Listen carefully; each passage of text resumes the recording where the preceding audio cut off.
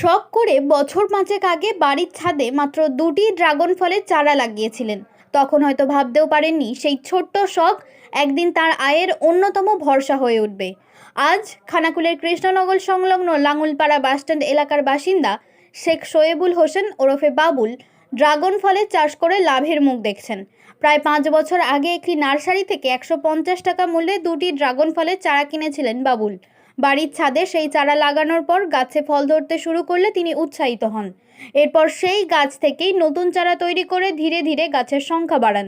বর্তমানে প্রায় 6 শতক অর্থাৎ 3 কাঠা জমিতে তিনি ড্রাগন ফলের চাষ করছেন। বাবুল জানান, নিয়মিত পরিচর্যার মাধ্যমে এই চাষ থেকে বছরে প্রায় 70,000 টাকা আয় হয়। ধান বা আলুর মতো প্রচলিত ফসলের তুলনায় ড্রাগন ফলের চাষ অনেক বেশি লাভজনক বলেই তার দাবি। ড্রাগন ফলের চাহিদা ক্রমশ বাড়ছে, ফলে উৎপাদিত ফল বিক্রি করতে কোনো সমস্যার মুখে পড়তে হয় না। স্থানীয় বাসিন্দারা সরাসরি তার বাড়িতে এসে ড্রাগন ফল কিনে নিয়ে যান। পাশাপাশি বিভিন্ন এলাকার পাইকারি ব্যবসায়ীরাও তার বাগান থেকে ফল সংগ্রহ করেন, ফলে বিক্রির ক্ষেত্রেও সমস্যা হয় না বিশেষ। পেশায় বাবুল একজন মোটর বাইক মেকানিক। নিজের গ্যারেজের কাজই তার প্রধান জীবিকা। তবে শখের বশে শুরু করা ড্রাগন ফলের চাষ এখন তার অতিরিক্ত আয়ের একটি গুরুত্বপূর্ণ উৎস হয়ে উঠেছে। তার এই উদ্যোগ এলাকার অন্যান্য কৃষক ও যুবকদেরও বিকল্প ও লাভজনক ফল চাষে আগ্রহী করে তুলেছে। করেন বা হঠাৎ এত কিছু চাষ থাকতে এই চাষের প্রতি কেন আকর্ষণ বা শখ কি? দেখুন দাদা, অ্যাকচুয়ালি আজকের বাজারে আমাদের ধান চাষ, আলু চাষ, সবজি চাষ, অনেক কিছু মানুষই অনেক কিছু চাষ করে থাকে। তো তাতে করে দেখি ফল কিছু তাদের কিন্তু হয় না, নিট ফল জিরো, হ্যাবক ধরনের খরচ খরচা। তো সেই মাফিক আমার শখে আমি দুটো এই ড্রাগনের চারা আমি যথারীতি নিয়ে এসে তা আমি ছাদে বসাই। তো বিগত প্রায় 5 বছর এটাকে নিয়ে আমি পরিচর্যা করছি। তো সেই চারা থেকে আমার নিজের হাতে চারা তৈরি করে আজকে আমি জমিতে উপস্থাপন করেছি। তো সেই মাফিক মোটামুটি আমি দেখতে পাচ্ছি এতে নাকি আমার যথেষ্ট ফল ভালো, বা যথারীতি এর মার্কেটে চাহিদাও একটা বিরাট।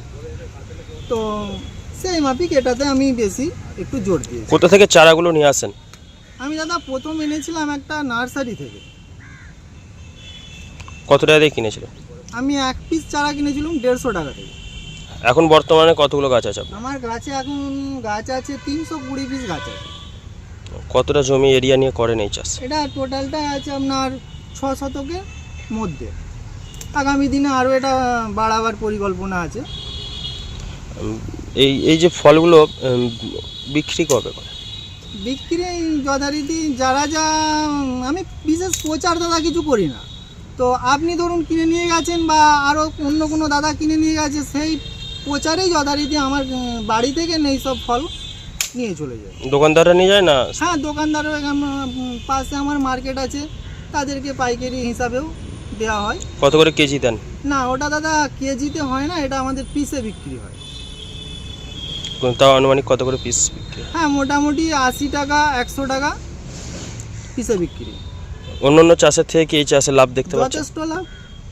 বছরে মোটামুটি কত টাকা আয় হয়? এই গাছটা থেকে মোটামুটি আমি খুব কম করে হলেও 6টা মাসে প্রায় 70,000 টাকার ফল বিক্রি করব।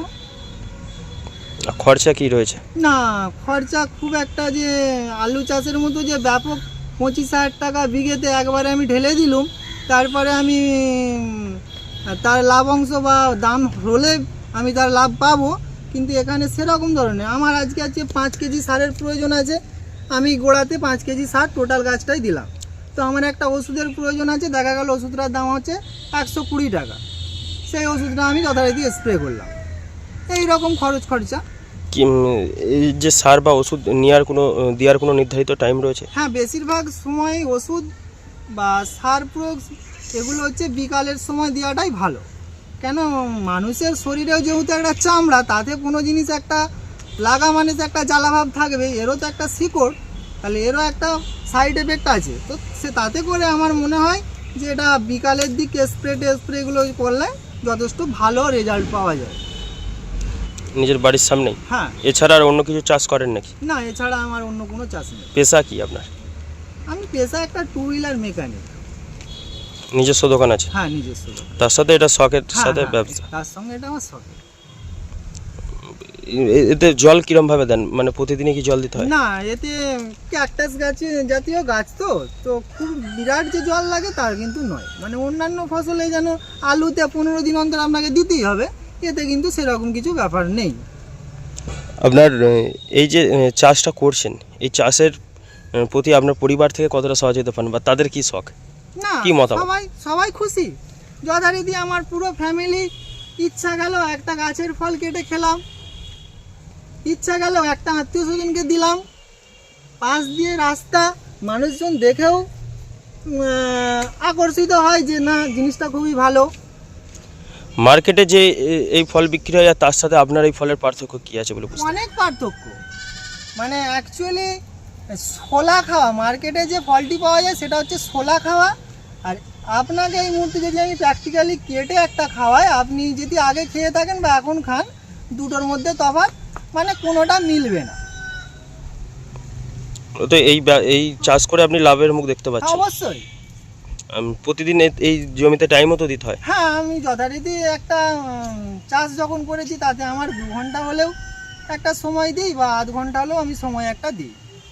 আর ফসল ওঠে ঠিক কতদিন ছাড়া ছাড়া? হ্যাঁ, ফসল ওঠে এই মুহূর্তে যে আমার গাছে কাঁচা ফল আছে, প্লাস কিছু পাকা ফল আছে, আবার অলরেডি ফুল এসে গেছে।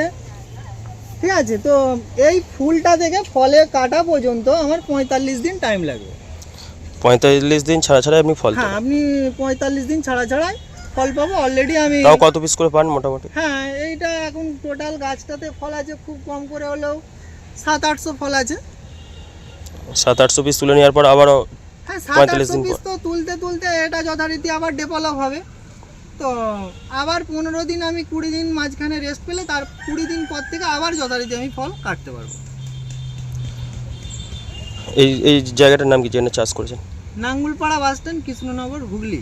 কতদিন এই চাষ নিয়ে পরিচর্যা করছেন? না, এটাকে নিয়ে আমি অ্যাকচুয়ালি পরিচর্যা করছি 2 পিস চারা থেকে। তো প্রথম আমি শুরু করেছিলাম, তো বছর 3 আমি যথারীতি এটাকে নিয়ে পরিচর্যা করি। তো আগামী 2 বছর হলো এই চারাটা আমি জমিতে উপস্থাপন করেছি। চিন্তা ভাবনা ছিল আগে থেকেই যে এরকম একটা চাষ না, করব? এটা তখন প্রথম আমি চিন্তা ভাবনা নিয়েছিলাম না যে আমি এটাকে পরবর্তীকালে জমিতে লাগাবো, কিন্তু যখন আমি দেখলাম যে না, ফলটা একটা আকর্ষণ আছে বা তার পুষ্টিগত গুণ আছে, মার্কেটে চাহিদা আছে, তো সেই হিসাবে আমি দেখলাম যে না, তাহলে তো জমিতে কিছু করাই যায়। তো সেই হিসাবে জমিতে এখন আমি এটাতেই জোর দিয়েছি। এইগুলো থেকে চারা তৈরি করেন কি করে, ডাল ভেঙে?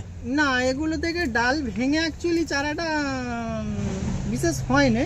তো আমরা যে চারা করি সেটা হচ্ছে মাদার প্ল্যান্ট, কিছু ডাল থাকে, তো সেই মাদার প্ল্যান্ট ডাল থেকেই আমরা বেশিরভাগ চারাটা করি। তাতে করে কি হয় যে প্রত্যেকটা চারাই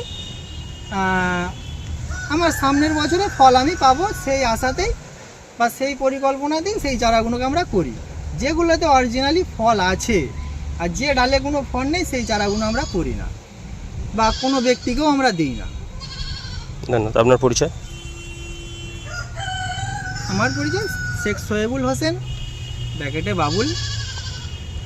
পেশায় আমি একটা 2 হুইলার মেকানিক, তার সঙ্গে আমার এই সামান্য একটু ড্রাগনের চাষ আছে।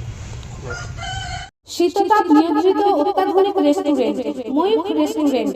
এখানে পাবেন চাইনিজ, পোলাও, বিরিয়ানি, তন্দুরি সহ সমস্ত রকম খাবার। এছাড়াও কাস্টমারদের সুবিধার্থে হোম ডেলিভারির বিশেষ ব্যবস্থা রয়েছে। পাশাপাশি যে কোনো অনুষ্ঠানের জন্য ভাড়া দেওয়া হয়। আমাদের ঠিকানা থানাকুল হেলান সংলগ্ন তিলক চক। Phone number 8617492616 9732162360। সেরা খাবারের স্বাদ পেতে আজই আসুন ময়ূখ রেস্টুরেন্টে।